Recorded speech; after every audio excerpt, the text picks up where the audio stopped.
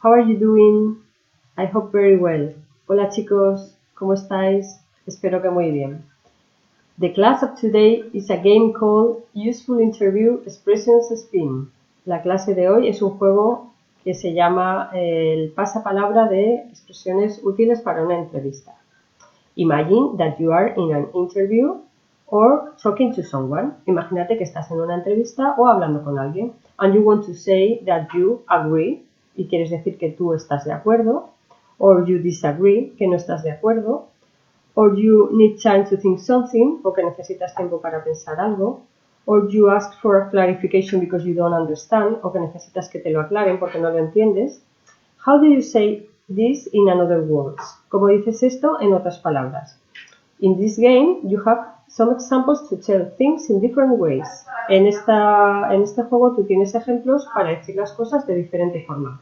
So, the first, you have to go to the internet to this page, ¿vale? Lo primero que tienes que hacer es ir a internet a slgameplus.com, Useful Interview Expressions, Speed. ¿Ok? And once you are here, y una vez que estás aquí, le damos a Next. And you choose the number of teams. Tú puedes jugar con 4 amigos, ¿vale? 5, 6 more. Okay, you choose the number. So, you can play with your friends. Okay, in my case, I am 1. So next, you can put your name, another character, etc. ¿Vale? Vale, vamos al next. So here we have interview expressions 1, 2, 3, 4. And you have to choose some of them. Y tienes que elegir, pinchar en una de ellas. So, blue team. Please select a question on the game board, ¿vale? Equipo azul, por favor, selecciona una pregunta en el juego. So I'm going to select this. Okay, may I think about that for a moment? Esto significaría que si puedo pensarlo por un momento. Entonces, sería el A estar de acuerdo con alguien, el B no estar de acuerdo, el C interrumpir a alguien, el D preguntar por clarificación o dar tiempo para pensar. In this case, is giving time. Giving yourself time to think. Okay, correct. Next. I choose this one, 300. Pardon, ¿vale? It can be, ¿vale?